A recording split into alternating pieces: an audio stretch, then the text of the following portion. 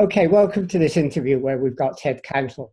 Ted Cantle is a person who all his life has been interested in cohesion and diversity. He's been a chief executive of a local authority. He's worked with the Home Office in developing a report that came out with a number of recommendations, and he founded ICOCO, which is a foundation dealing with cohesion.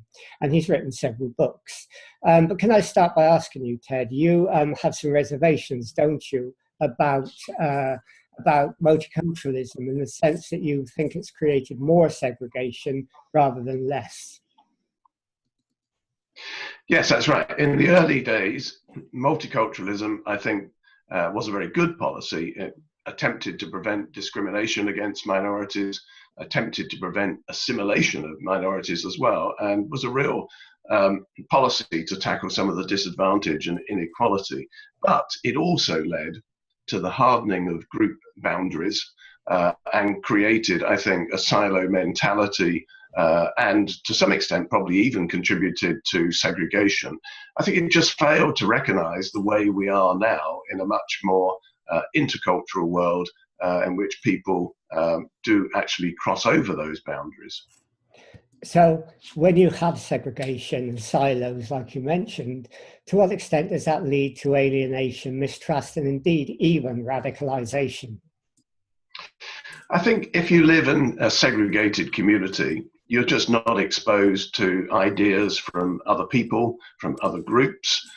You live in a pretty self-contained world. There's nobody to challenge the prevailing cultural and social norms of that particular community, whether it's a white majority community or a minority community.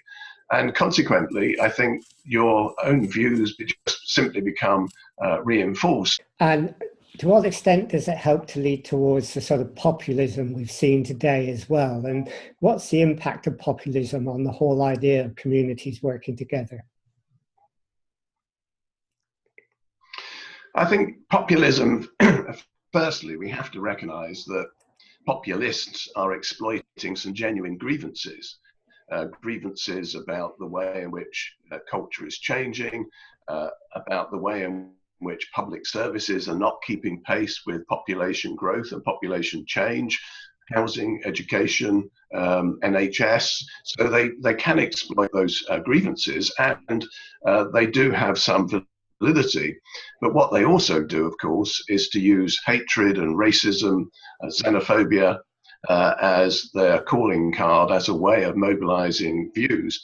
And in a segregated environment, if you've never met people who are different from yourselves, then you're very unlikely to have your prejudices challenged in any way. Your views will simply be confirmed rather than disconfirmed. You were saying that when people in a segregated environment have little opportunity to meet each other, there's a problem. But you talk about interculturalism as a way of overcoming that, as a new way of looking at it in the 21st century. Do you want to explain what that means? I think it's both in conceptual and practical terms. The fastest growing group, in not only in the UK, but in Europe, is, of course, mixed faith, mixed race, mixed nationality. I'm told, I haven't been able to verify this yet, but 1 in 5 in the US, 1 in 5 people live in mixed faith relationships. So we've become much more nuanced in our view of identity. And I think interculturalism allows us to accept that identity is much more fluid, much more dynamic. We're not just simply cast into a particular identity box. If this is happening, I guess the digital age has helped to accelerate this as well. Well, I think the digital impact is interesting because it's both good and bad. On the one hand, it just gives people an opportunity to meet virtually people from across the world, to explore and break down boundaries in a way which we've never had before. So digitally, there are fantastic virtual opportunities.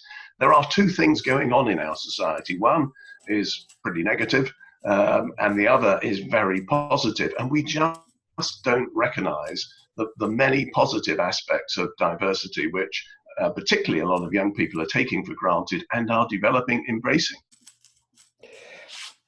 how important is it then, and you've already mentioned it, but how important is it for communities, local authorities, everyone, to try and encourage inter-community dialogue, to get communities to speak together in a whole number of different areas?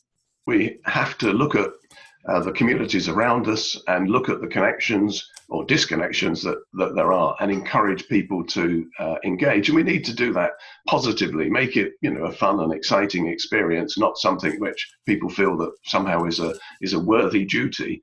And that means actually spending a lot more time and consideration on that area. But at the moment, we just don't do it. I think very much has to be led at the local level by local people. When you say local people, to what extent should that be communities, and to what extent should that be the local authority? Well, I think the local authority has a strategic role, and they should be thinking about these issues, but it really needs to be embraced by communities themselves and developed by communities. In fact, just give you one simple example. When it comes to something like the teaching of English language, we tend to develop schemes that send people on courses at FE colleges, which is great and is necessary. But in certain areas, we've seen that the communities themselves have developed volunteers who have become buddies and have developed conversational classes between themselves. And of course, the recipient of that gets better, but so too the volunteers, because they're down the barriers. So I think we need to think about new ways of actually delivering some of these services. Instead of a sort of top-down governmental policy, it needs to be much more bottom-up, led and embraced by the community themselves. So in a way, it's an asset-based community development process where you find out the strengths of the community, and local authorities should get more involved in that action than they should be in developing strategies and policies from the top. Yes, that's right. I mean, it does obviously have to involve agencies and institutions, and commitment from leadership is important, but it has to be something which can be recognised and developed, supported at the local community level. So in the future, are you hopeful that we can have a future that embraces both diversity and cohesion in this intercultural framework? I'm obviously very worried about some of the recent trends, but I think we've got to start recognizing the positive trends as well. We do focus so much on the populist movement and our concerns about them, but what we really need to do now, I think, is to recognize that a lot of people are embracing diversity, are recognizing that their identity is much more fluid than it once was, and to be much more positive about that. I think really what we need is a sort of strong perspective for what a mixed society actually looks like, what it can deliver, how it works. And we've never really had that. It's all we've had is a very negative view of diversity and multiculturalism. We now need, and I think interculturalism can provide this, we need a much more positive view of how creative and interesting a new diverse intercultural society really can be. And finally, I mean, there's a lot of work in doing that and bringing people together, isn't there? You need catalysts, you need champions, you need brokers to do that. And we have to create that framework where that can happen. It's not something that happens by magic.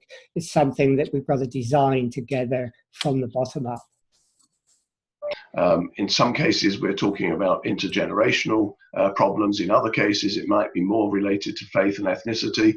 It might be about disability or tackling homophobia, because these are all aspects of identity which have led to problems in the past. So I think there's a real issue here about getting something which is fit for purpose at the local level. So I would have a heavy dose of local commitment, local plans and strategies which people really feel represents their views. Okay, thanks, Ted. I think that covers the area we were going to discuss. So thank you for doing that.